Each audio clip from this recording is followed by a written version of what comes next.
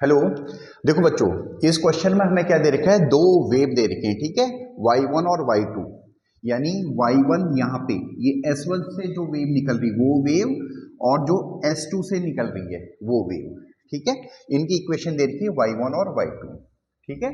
और जब ये p पॉइंट पे रीच करते हैं तो इनके बीच में जो फेज डिफरेंस है वो फाई का है, ठीक है।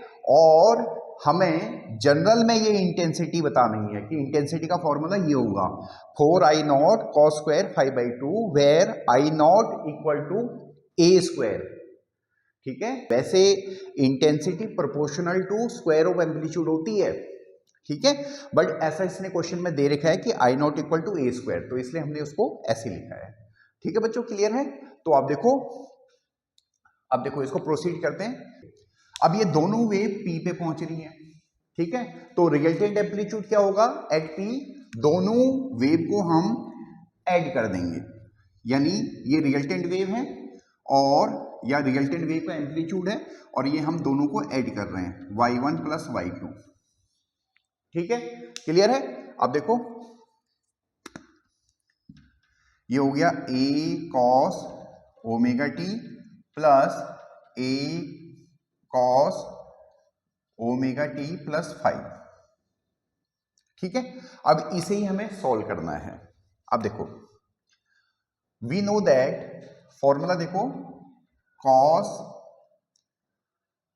cos a plus cos b का क्या फॉर्मूला होता है, 2 cos a plus b by 2 और cos a minus b by 2, ठीक है। ये cos a plus cos b का फॉर्मूला होता है। इस फॉर्मूले को हम यहां पे इंप्लीमेंट कर देते हैं। देखो 2 a को कॉमन ले लिया हमने, cos a, इसको a बोलो ओमेगा टी को, और ओमेगा टी प्लस 5 को b बोलो, ठीक है। तो a प्लस बी बाई 2 यानी ओमेगा टी प्लस 5 बाई 2, ठीक है। और a minus b by 2 cos omega t minus omega t plus 5 by 2, ठीक है बच्चों, क्लियर है। ये वाला फॉर्मूला हमने यहां पे इंप्लीमेंट कर दिया, ठीक है। अब इसको फर्दर सॉल्व करो। देखो 2a cos omega t plus omega T 2 omega T और डिवाइडेड बाय 2 यानी ओमेगा टी प्लस 5 बाई 2, ठीक है, ये वाली ब्रैकेट। और यहां omega t minus omega T ये तो कट जाएगा और माइनस 5 बाई 2 आ जाएगा, cos माइनस 5 बाई 2, ठीक है बच्चों, क्लियर है। अब देखो एक बार इसको मिटा देता हूं। अब देखो बेटा यहां पे एक फॉर्मूला और यूज कर रहे हैं हम, cos minus theta equal to होता है cos थीटा, ठीक है, ये यहां पे अप्लाई करेंगे। अब इस फॉर्मूले को यूज कर देंगे तो ये हमारे पास रिजल्टेंट वेव्स की इक्वेशन आ गई है, y equal to 2a cos, ये माइनस 5 बाई 2 को प्लस 5 बाई 2 कर दिया है तो 5 बाई 2 ये पहले लिख दिया है, cos omega t plus 5 by 2, ठीक है बच्चों। ये उस वेव की इक्वेशन आ गई है जो यहाँ पे P पे फॉर्म होगी, ठीक है। इस वेव का जो एम्पलीट्यूड है, देखो एम्पलीट्यूड का पहचानो बच्चों, देखो एम्पलीट्यूड में ओमेगा टी नहीं होगा तो ये वाला पार्ट है वो एम्पलीट्यूड, ठीक है। ये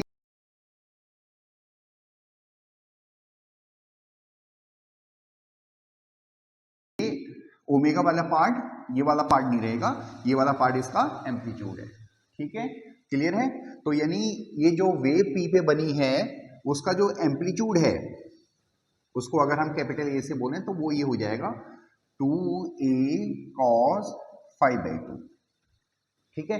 अब इसको स्क्वायर कर दो, देखो इसी को स्क्वायर कर दो,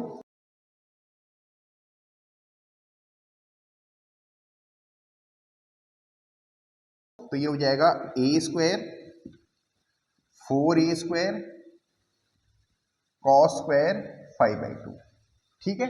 और हमें ये दे रखा है कि intensity equal to a square. आप इसको ऐसे भी मान लो बच्चों, देखो इंटेंसिटी इक्वल टू के ए स्क्वायर, ऐसे करके आप मान लो, ठीक है, क्लियर है।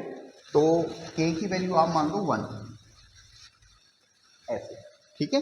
तो उसी तरह से ये जनरल पॉइंट पे इंटेंसिटी है, ठीक है, क्योंकि intensity directly proportional to square of amplitude होगा, तो जनरल पॉइंट पे ये इंटेंसिटी हो गया, के कट भी जाएगा दोनों साइड से, वैसे भी के की वैल्यू हमने 1 एज्यूम कर लिया वहाँ पे, ठीक है, क्लियर है। अब देखो स्क्वायर की वैल्यू क्या है, आई नॉट, तो 4 आई नॉट कॉस स्क्वायर 5/2, ठीक है। तो ये हमारे पास जनरल इंटेंसिटी का फॉर्मूला आ गया एट ए जनरल पॉइंट, ठीक है, या जनरल इंटेंसिटी का फॉर्मूला आ गया एट ए डिस्टेंस y, ठीक है बच्चों, क्लियर है। अब सेकंड पार्ट है बच्चों, देखो हमें इसी इक्वेशन से कंस्ट्रक्टिव और डिस्ट्रक्टिव के लिए कंडीशन ड्राइव करनी है, ठीक है। तो इसको जरा इसका फॉर्म चेंज करते हैं। देखो देखो ट्रिग्नोमेट्री का यूज करने पहले cos 2 थीटा इक्वल टू क्या होता है, 2 cos स्क्वायर थीटा माइनस 1। यहां से हमारे पास cos स्क्वायर थीटा की वैल्यू आ जाती है 1 प्लस cos 2 थीटा अपॉन 2, ठीक है। अब हम इस फॉर्मूले को चेंज कर रहे हैं, i equal to 4 I naught cos square 5/2 को हम इस फॉर्मूले से चेंज कर रहे हैं, यानी 1 प्लस cos 5 अपॉन 2, ठीक है बच्चों, क्लियर है। कंस्ट्रक्टिव इंटरफेरेंस के लिए जो इंटेंसिटी है वो मैक्सिमम होनी चाहिए, ठीक है, क्लियर है। वो इंटेंसिटी क्या होनी चाहिए, मैक्सिमम होनी चाहिए, ठीक है। और मैक्सिमम कब हो सकती है, जब cos फाई की वैल्यू मैक्सिमम हो, ठीक है। तो cos फाई की वैल्यू मैक्सिमम क्या होती है, या यहां पे एक बार लिख देते हैं, for constructive interference, for constructive interference के लिए, ठीक है। तो कंस्ट्रक्टिव इंटरफेरेंस के लिए क्या कंडीशन है बच्चों, देखो कंडीशन ये है कि cos फाई की वैल्यू मैक्सिमम होनी चाहिए, ठीक है, यानी cos फाई की वैल्यू मैक्सिमम होनी चाहिए, और मैक्सिमम वैल्यू क्या होती है cos थीटा की, 1, यानी +1, ठीक है, बहुत क्लियर होना चाहिए। अब देखो ये किस वैल्यू के लिए 1 होगी, देखो फाई की किस वैल्यू के लिए 1 होगी, 0 के लिए होगा, 2 पाई के लिए होगा, 4 पाई के लिए होगा, एंड सो ऑन, ऐसे होगा, ठीक है। Phi is our phase difference, ठीक है, क्लियर है। तो हम इसको ऐसे भी ले सकते हैं जनरल में 2n पाई, ठीक है, वेयर n की वैल्यू कहां से होगी स्टार्ट, 0 से लेकर 1 2 ऐसे स्टार्ट हो जाएंगे, ठीक है बच्चों, ठीक है। तो कंस्ट्रक्टिव इंटरफेरेंस के लिए जो फेज डिफरेंस है वो 2n पाई होना चाहिए, ठीक है। अब देखो बच्चों, अब हमें क्या निकालना है, पाथ डिफरेंस निकालना है, ठीक है। इसी फॉर्म को इसको आप चेंज कीजिए पाथ डिफरेंस में, ठीक है। तो वी नो दैट अगर हमारे पास फेज डिफरेंस 2 पाई रेडियन का होता है, तो फिर हमारे पास जो पाथ डिफरेंस आता है वो आता है लैम्डा का, ठीक है, एक वेवलेंथ का। और अगर एक रेडियन का होगा फेज डिफरेंस, तो हमारे पास पाथ लेंथ का जो डिफरेंस है, यानी पाथ डिफरेंस है, वो आ जाएगा लैम्डा अपॉन 2 पाई का, ठीक है। और अगर फाई रेडियन का डिफरेंस है, तो फाई रेडियन का डिफरेंस है, तो हमारे पास पाथ डिफरेंस आ जाएगा lambda upon 2 pi multiplied by 5, ठीक है, क्लियर है। तो ये हमारे पास है पाथ डिफरेंस, ये लैम्डा अपॉन 2 पाई इंटू 5, ठीक है। तो हमारे पास आप 5 की वैल्यू पुट कर दो, देखो यहां पे, तो पाथ डिफरेंस आ जाएगा हमारे पास, path difference lambda upon 2 pi multiplied by 5 की वैल्यू क्या है 2n पाई, ठीक है। तो 2 पाई से 2 पाई कट जाएगा, दैट इज n लैम्डा, ठीक है बच्चों। तो कंस्ट्रक्टिव इंटरफेरेंस के लिए जो हमारा पाथ डिफरेंस है वो मल्टीपल ऑफ n लैम्डा होना चाहिए, वेयर n की वैल्यू क्या है 0 1 2 3 ऐसे, ठीक है, क्लियर है। देखो बच्चों, आप निकालो डिस्ट्रक्टिव इंटरफेरेंस के लिए क्या कंडीशन निकलती है। तो देखो डिस्ट्रक्टिव इंटरफेरेंस के लिए कॉस पाई की वैल्यू क्या होनी चाहिए, मिनिमम होनी चाहिए, ठीक है, और मिनिमम वैल्यू होती है -1, ठीक है। तो कॉस फाई कहाँ पे -1 होगा, देखो फाई की वैल्यू पाई के लिए होगा, ठीक है, 3 पाई के लिए होगा, 5 पाई के लिए हो गया, और ऐसे ही आगे 7 पाई इसके लिए होगा, ठीक है। यानी फाई की वैल्यू होनी चाहिए 2n-1 पाई, ठीक है।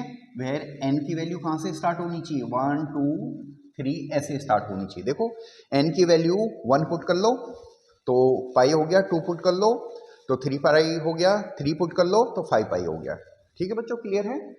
अब देखो ये हमारे पास क्या है, पाथ डिफरेंस, क्या है, पाथ डिफरेंस, ठीक है। तो फॉर डिस्ट्रक्टिव इंटरफेरेंस हम पाथ डिफरेंस निकाल रहे हैं, तो कैसे निकालेंगे, देखो पाथ डिफरेंस,